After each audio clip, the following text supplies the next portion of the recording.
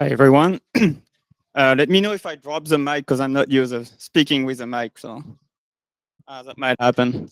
My name is Baldwin. I'm a team lead at Bloomberg, and today, I wanted to share a little bit my use case for ClickHouse. My team has been using it for about 2 years. In some ways, I feel like our use case is a little unique. So yeah, I would just wanted to present how we use it, what are the key choices we made, and if you have any feedback or if you can poke some holes at my setup, please do, because I would be very happy to know. So yeah, I'm gonna start by giving you a little bit of context on what we do, then why we chose ClickHouse, which is gonna look very obvious probably to everyone. And then I'll go into the interesting part, which is our model. How do we use ClickHouse and what's sort of different from a traditional setup. And then I'll go very quickly over what I think the future is as far as we're concerned in terms of our setup, reflecting on 2 years of using it. So a little bit of context. Bloomberg is leading data provider for the financial markets. What we're selling is the Bloomberg terminal and some enterprise APIs. And we try to sell the best data and continuously improve it. And that's key to what we do. An interesting particularity about companies like Bloomberg and the financial sector is that we are selling to institutional investors, right? We're selling to a few people. If you think about it, the number of users that are going to use the Bloomberg terminal, which is many tens of thousands of dollars a year of subscription, it's not billions of people. So what's interesting in the use case we have is that it's kind of an inverted scalability use case. When you think about scalability, you'll think about something like Facebook, right? There is something like 5 billion people querying Facebook, and there is 2 billion profiles on Facebook. And what Facebook has to optimize for is all the load, right? What happens when 100 million people connect to Facebook all at once? Well, that's not going to happen to me. What I have to optimize for is not 100 million people connecting to Bloomberg all at once. What I have to optimize for is one single person querying data about 100 million securities all at once. And what if then 1,000 people do the same thing? Because in finance, people when they trade a security, it's good. They want information about the security, but then they want to compare the security to the rest of the market. Many times they want to benchmark themselves. So they would use indices and these kind of things. So what comes all the time is people want to get a big view over the entirety of the market, and they want to compare what they're doing, to the average of the market. So that just keep that in mind when you think about the context. So this is the specific application on the Bloomberg terminal that's leveraging ClickHouse right now. This is what we've been working on the most. So as you can see, it's only the biggest data set is only 5 billion rows. It's pretty small, right? It's not big data really. It's pretty small. It's 5 billion records, 100 columns. And the usage pattern is pretty basic. Filter, group, columns. You will recognize a select statement here, right? Filters is the where clause, the group is the group by, and the columns are just the select part of the statement. And that's pretty much what our users want to do. They want to do something very simple. But what they want to do is they want to do it interactively, and they want to iterate on their queries. And then they want to do somewhat complex calculation. I think on the next slide, I put one. Yeah, they want to do this kind of computations. It looks intimidating when it's written like that, but it's very simple mathematics. And actually in ClickHouse, it's extremely easy to write this formula. So that's one of the reasons we pick ClickHouse. It's easy to write this kind of stuff. The columnar storage is a very big asset, because when you have a data set like this one with 100 columns, you quickly find out that people are only interested in probably 10 of them. But every now and then there is a person who wants to query the 100th one. So you want to have it available, but you don't want to have a full memory data store that's going to use a ton of memory for all these columns that people use once in a blue moon. So ClickHouse is very good for this kind of stuff. And finally, for all of you who use ClickHouse, you'll know it's a pretty cost-effective system to set up and to use. Is everybody still with me? All right. Of course, nothing comes for free, so you have to give up some things. Interesting thing that was like hard to give up for us was the single index. It was very tempting at the beginning of saying like the most tricky part of the query people are doing is the filtering, because they want to look at very specific parts of the universe of securities they're studying. But at the end of the day, not really. They will usually have always a filter probably on the time period. And if you just have an index on the time period and you can do very quick scans like ClickHouse does, then it's fine to give up all the indices on all the columns. Other trade-off, no transactions. I'll get back to that a little later. I know somebody is working on it. I've seen the PRs, I've seen the issues on GitHub. So hopefully one day, they exist. No update on delete. So again, in theory, they're supported. In practice, with the way we use it, that doesn't really work. So we pretend they don't even exist. And finally, we can't do user-defined aggregations that I would love to see one day. But I've read the GitHub issues on that too, and I understand why they don't want to do it yet. So now I'll expand a little bit about what's our setup. This part I want to say is the least interesting, even to me. I don't even know if that makes us a small, a medium, or a big cluster. All I want to say is we set ourselves up on physical machines in production, and that's really, really, really comfortable. I've never seen a database be so fast, and we get extremely good feedback from customers. So I definitely recommend it. We use Zookeeper. We haven't moved to ClickHouse Keeper yet because we have a team that gives us Zookeeper as a service.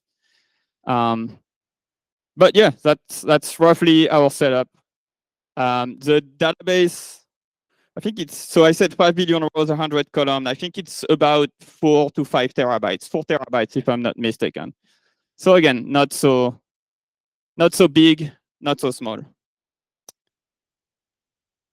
Okay, so here is the key part of the presentation, I would say. When I first set up ClickHouse and the backend for this function, I had a few things in mind. And the main thing I had in mind is that I wanted to optimize for ingesting the data, not for the people querying the data. And that's a little unconventional, and it's very selfish. It's because at the end of the day, I'm the one working on the data, and I want to make my life easier. And I don't mind that my client is going to take 25 more seconds to get their number back. Because I think I can provide them more value if I can ingest the data faster. So the goal was to keep ingesting these 4 terabytes under an hour.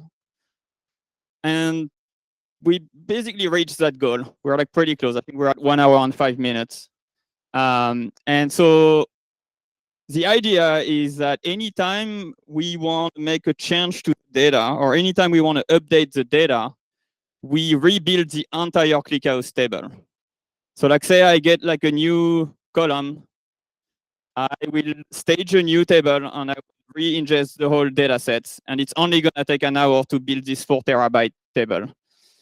And it's very important to me because when you're in the data business, and especially the financial data, your edge, what makes you good is the quality of your data. So if a client comes to you and they complain about a data point not being accurate, or, oh, this column should be multiplied by 100, or you should normalize that field or whatever, or you should add a new column, then I can do it in a matter of hours, maybe 2 hours. And that's a great asset, right? Because the last thing I want to do is that if someone finds a problem with my data, I tell them hey, come back next week when I can finally update it.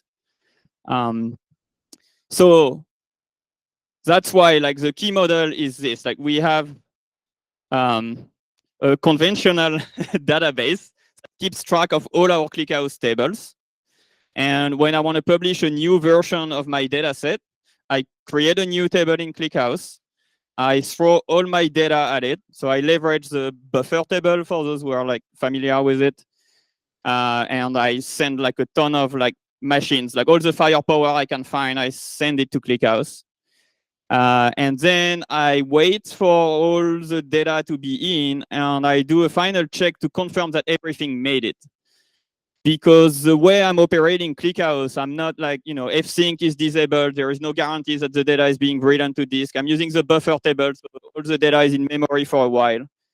So I just wait at the end after I've completed my ingestion. I monitor in Zookeeper, in ClickHouse through Zookeeper, that every node is replicated. And only once every node is replicated, then I update my pointer in my table record. And I say, okay, this is the new production table. From now on, all my clients are going to be querying this new ClickHouse table. And this is nice because I can stage tables, right? I can build a brand new table and I can, route myself to it and I can explore what I just did. And if I botched it, then I can catch it before I expose it to customers. If there is anything wrong, I can always revert customers to the previous version of the table. So it's so extremely flexible. If I want to add a column, if I want to remove a column, if I want to change the type of a column, if I want to change operations, I can do all of that because every time I'm dealing with a new table, right? I never have to do alter table, almost never. So that's extremely convenient. And another benefit from that model is that the ClickHouse table is considered immutable. So I'm not going to insert data to it, which means I can cache every result. When you open the function for the first time on the terminal, there is a default query that will run. Well, that query goes into a cache, and I can cache it confidently because I know that a given table in ClickHouse is never going to change. Of course, the trade-off is that I can't do real-time updates. You have to pick your poison.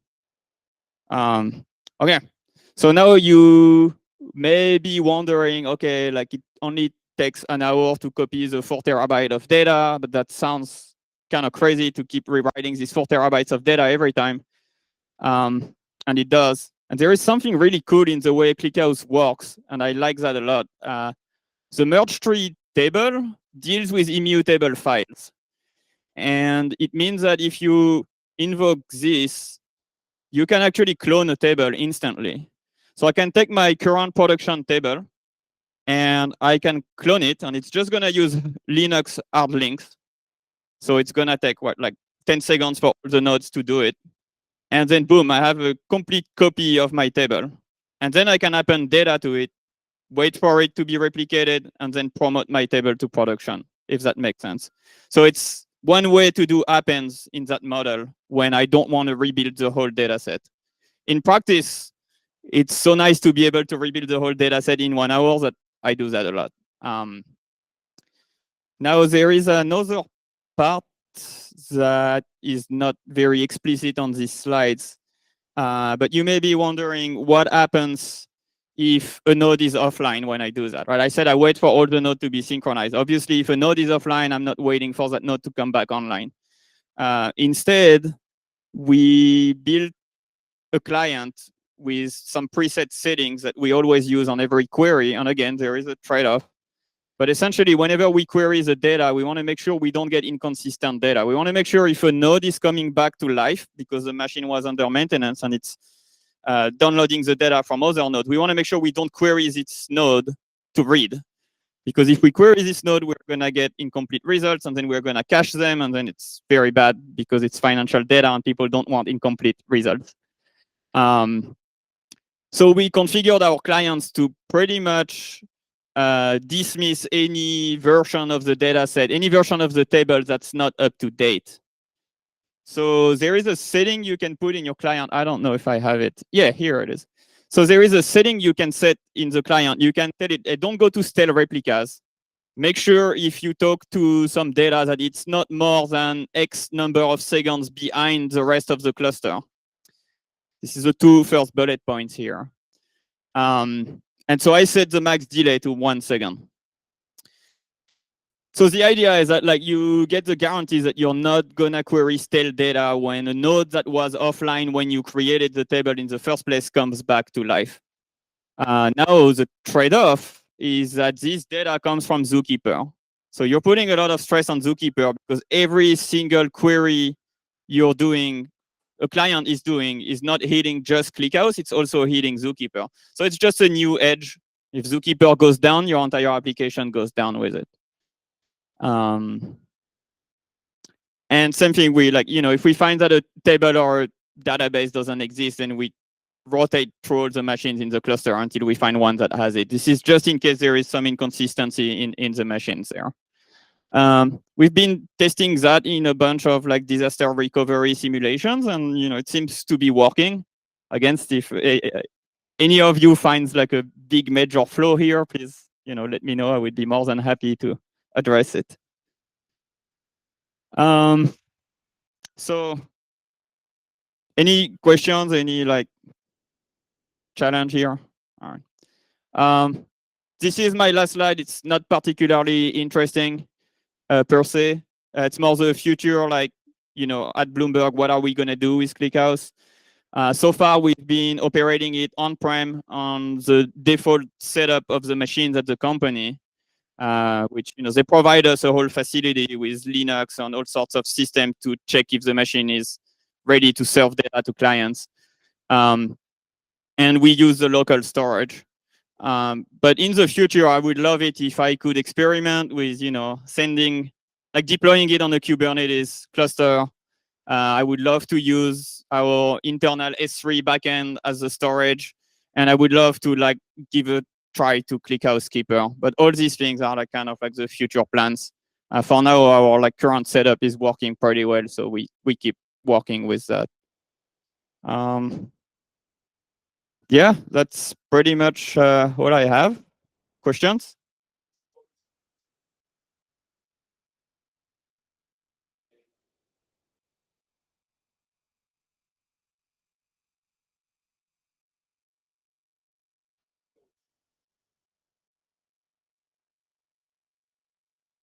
So the question is about how the data is stored. And that's basically the question, right? So we have a whole abstraction where you define data sets, which basically translates to table in ClickHouse. And you give it a schema, which is all the columns. And we try to be very open to the number of columns, right? Because at the end of the day, when you add a column, it's just gonna go on disk. And if no one ever queries it, I mean, sure, it's using a little bit of space, but storage is allegedly cheap. And it's not really, it is not impacting the performance of your queries, right? Like if people are always querying the same columns and you have an extra column that sits unused, it's in its own separate sets of files and nobody really cares about it. So we try to add just as many as we can. Does that sort of answer the question? Yeah. Yes. Is there? Yeah, but I don't know it. What I can tell you is that it takes an hour to write the 4 terabytes on the 8 machines. It grows every month. It's a monthly time series. Yeah, grows every month a little bit. Yeah. Yes. How do you decide what you do when you add a new column? What happens with the old data that you're re-ingesting that doesn't appear in the new table schema? So are you asking if we drop columns? No. So let me rephrase it. You say when you want to add a column, you do this mechanism where you create a new table with the new columns. What happens with the old data? It's a brand new table. It's as if I was starting from scratch, right? So it contains all the previous columns plus the new ones, but it's a complete copy of the data. Exactly. But what does it have for the old rows that don't have values for the new column? Oh yeah, no. So when I will add a new column, I'm not gonna do the hard link thing. I'm gonna do the 1 hour ingestions that redoes the whole thing. So then it's gonna, like, if there is a new column, like, it's just gonna give you the calculation for that column, whatever it may be. Okay. Maybe a null, right? Like most of the columns are nullable. Yeah. Yeah. Okay.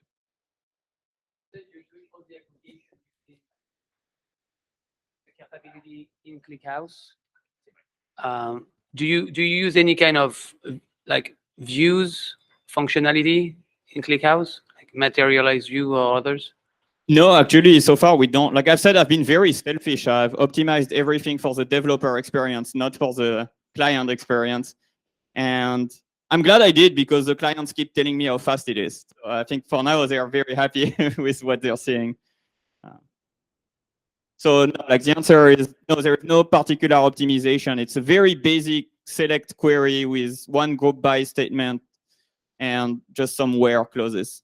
And then I let ClickHouse do its magic. The only optimization I'll make is decide what is my ordering key, because obviously it's the main optimization you can do in ClickHouse. So that I put some care in. Yeah. All right. Well, thank you, everyone.